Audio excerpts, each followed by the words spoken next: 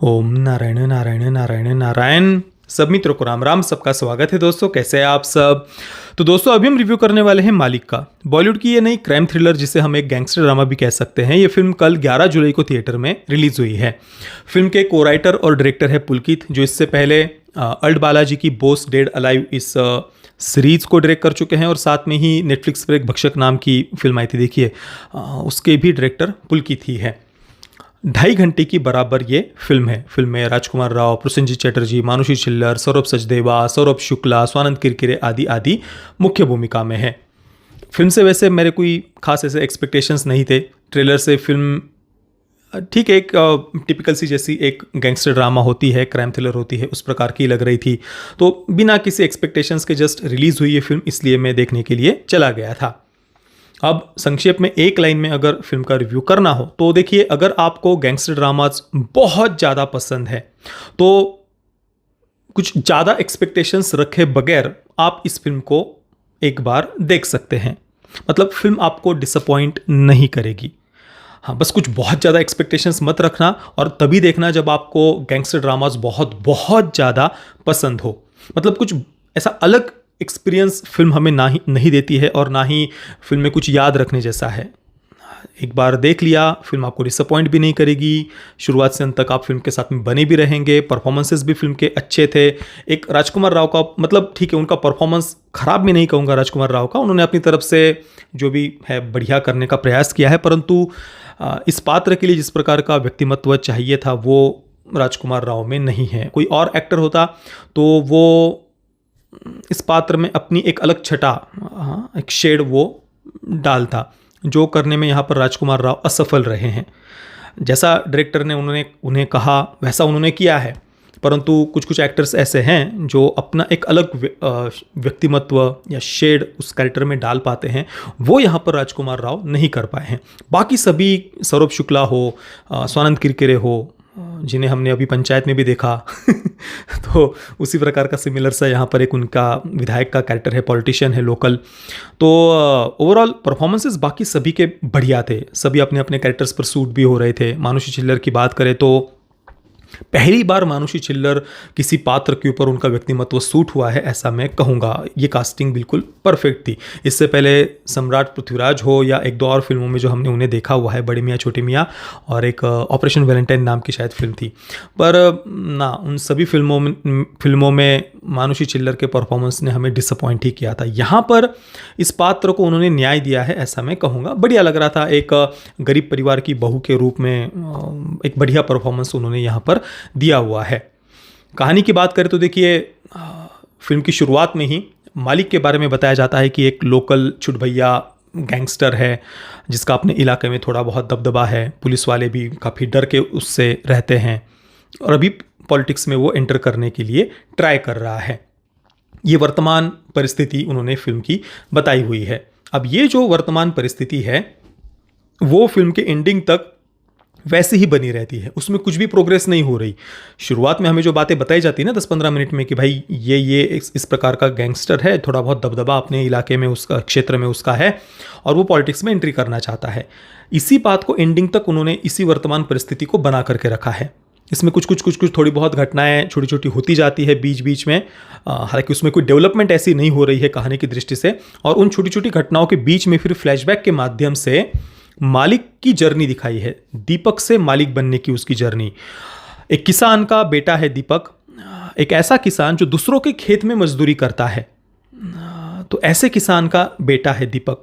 और फिर वहाँ से वो कैसे मालिक बनता है, गैंगस्टर बनता है, उसकी ये जर्नी दिखाई है। हालांकि जर्नी में कुछ ऐसा बहुत हमारा इंटरेस्ट नहीं बनता है, काफ़ी सारी बातें बिल्कुल टिपिकल से ही दिखाई है। पिता के ऊपर हमला होना, उसके बाद में एक लोकल जो पॉलिटिशियन है सौरभ शुक्ला, उन्होंने वो कैरेक्टर प्ले किया है तो उनके ही एक आदमी की हत्या कर देता है मालिक, और वहाँ से फिर वो कैसे अपना एक अलग नाम बनाता है क्राइम वर्ल्ड में, कह लीजिए। तो ये बातें वो धीरे धीरे करके कुछ फ्लैशबैक्स के माध्यम से उसकी ये जर्नी दिखाई है। Overall technically film well made है, कलर ग्रेडिंग ले लीजिए, उस समय को जिस प्रकार से उन्होंने, आज से कुछ दशक पहले के समय को जिस प्रकार से उन्होंने रिक्रिएट किया है, कॉस्ट्यूम, डायलॉग्स, मेकअप वगैरह, सिनेमेटोग्राफी ले लीजिए, camera work, art direction, set वगैरह जिस प्रकार से उन्होंने क्रिएट किया है, सब कुछ बढ़िया, विजुअली फिल्म दिखने में बढ़िया लगती है। परफॉर्मेंसेज भी जैसे कि मैंने कहा सबके बढ़िया ही थे। फिल्म जहाँ पर डिसअपॉइंट करती है वो पार्ट है स्टोरी। उसमें कुछ भी ऐसा नयापन नहीं था। इससे पहले हमने जो इस प्रकार की क्राइम थ्रिलर्स या गैंगस्टर ड्रामास देखे हुए हैं, बिल्कुल उसी सेम टेम्पलेट को ही लगभग वो यहाँ पर फॉलो कर रहे हैं। मतलब जैसे कुछ समय आपको गैंग्स ऑफ वासेपुर की भी शायद याद आ जाएगी, या हाल ही के समय की कुछ गैंगस्टर ड्रामास है, उनसे प्रेरित होकर भी शायद उन्होंने ये फिल्म बनाई है, ऐसा भी कह सकते हैं। परंतु पुष्पा हो या पुष्पा 2 विशेषतः, उसमें जितनी अलग अलग थीम्स को उन्होंने एक्सप्लोर किया है, जितने अलग अलग कैरेक्टर्स है, जितनी मेमोरेबल, वो यादगार जिस प्रकार की वो फिल्म है, तो हालांकि मालिक में वैसा कुछ उन्होंने करने का प्रयास नहीं किया। कहीं पर भी मालिक देखकर आपको ऐसा नहीं लगेगा कि उन्होंने कुछ ऐसा पुष्पा को या पुष्पा 2 को कॉपी करने का प्रयास किया हो, ऐसा नहीं है। हाँ, गैंग्स ऑफ वासेपुर को लेकर के हम कह सकते हैं कि हाँ, उससे कुछ बातें आपको लगेगी कि ऐसा कुछ उसके जैसा कुछ वो जैसा बनाने का प्रयास कर रहे हो। अब देखिए, गैंग्स ऑफ वासेपुर में जो बातें दिखाई है, उसको लेकर के वो फिल्म क्या कहने का प्रयास करती है, उसको लेकर के अपने अपने विचार अलग हो सकते हैं।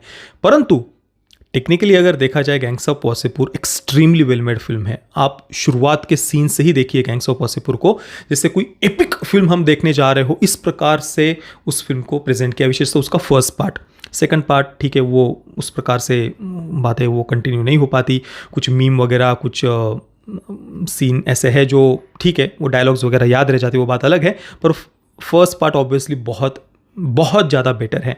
हालांकि वो एक कंटिन्यूसली बनाई गई एक ही फिल्म में वो 2 पार्ट में रिलीज़ की थी, परंतु फिर भी फर्स्ट पार्ट ज़्यादा बेटर है, इसमें कोई संदेह नहीं। हालांकि उसकी विचारधारा, फिलोसॉफी वगैरह में हम जाएंगे तो वो एक अलग विषय हो जाएगा। मैं यहाँ पर फिल्म क्या कहती है उसकी बात नहीं कर रहा, केवल टेक्निकली कैसी बनी है गैंग्स ऑफ वासेपुर, वो मैं कह रहा हूँ। स्टोरी टेलिंग की दृष्टि से भी बहुत बेटर है। मालिक में यही बात फिल्म की कम पड़ जाती है कि स्टोरी टेलिंग हो या जो एंगेजिंग कैरेक्टर्स होने चाहिए, वो वहाँ पर फिल्म कम पड़ जाती है। बाकी ठीक है, अगर किसी को गैंगस्टर ड्रामास देखना पसंद है तो फिल्म ऐसे कुछ आपको डिसअपॉइंट नहीं करेगी। फिल्म के साथ आप शुरुआत से अंत तक बने रहेंगे। शुरुआत में ही मालिक के कैरेक्टर को जिस प्रकार से प्रेजेंट किया है राजकुमार राव के, तो वहीं से एक पता चल जाता है इस कैरेक्टर के बारे में कि भाई इसको कुछ ऐसा पॉजिटिव शेड ज़्यादा उन्होंने देने का प्रयास नहीं किया। जैसे कि एक लोकल दरोगा है, पुलिस को मालिक के आदमी पकड़ कर लेकर के जा रहे हैं क्योंकि वो मालिक के विरुद्ध जाने का प्रयास कर रहा था। देर रात का समय है, मालिक को उठाया जाता है, पुलिस वाला गिड़गिड़ा रहा है कि भाई मुझे छोड़ दो, जो कहोगे वो मैं करूँगा, आप कहोगे तो मैं थूक कर चाट लूँगा, बस मुझे छोड़ दो। तो मालिक कहता है कि चाट लो फिर, चाटो करो फिर। तो पुलिस वाला वो करता भी है, थूकता है, चाटता है, और सब हंसने लग जाते हैं। मालिक और बाकी सब भी हंसने लग जाते हैं। दोबारा फिर करने को कहता है मालिक कि दोबारा करो, फिर से करो। वो पुलिस वाला दोबारा भी करता है। उसके बाद में भी मालिक उसको मार रहा है।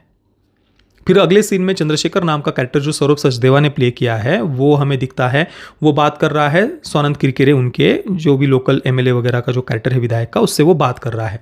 और चंद्रशेखर उस लोकल पॉलिटिशियन को बताता है कि इस पर कुछ लगाम लगाओ मालिक के ऊपर। एक फॉरवर्ड क्लास के दरोगा को थूक कर चटवाया और फिर उसको मार दिया, कुछ करो इसका। तो इस प्रकार से जो क्लास डिफरेंस हम कह सकते हैं, गरीब अमीर, इस प्रकार से भी सामाजिक भेदभाव कह लीजिए, उस प्रकार से भी कई बातों को उन्होंने प्रेजेंट किया है। जैसे कि मालिक के जो पिता है, जो दूसरे के खेत में काम करते थे, हालांकि जिसके खेत में काम कर रहे हैं उसको भी कुछ बहुत दरिंदा मॉन्स्टर वगैरह ऐसा नहीं दिखाया है। ठीक है, उसका खेत है, उसके यहाँ पर ये काम करने के लिए जा रहे हैं। जो पिता है मालिक के, यानी दीपक के, राजकुमार राव के पात्र के, वो अपने मालिक का आदर भी करते हैं जिसके यहाँ पर वो काम कर रहे हैं। अपने बेटे को वो एक सीन में कहते भी है कि इनके पाँव छुओ, तो पाँव नहीं छूता है। हालांकि उस खेत का जो मालिक है उसको कोई ऐसा बहुत दरिंदा मॉन्स्टर्स को नेगेटिव शेड उन्होंने वहाँ पर नहीं दिया हुआ। हालांकि हाँ, गरीब अमीर ये भेदभाव उसी प्रकार से उन्होंने पूरी फिल्म में इन बातों को प्रेजेंट किया है।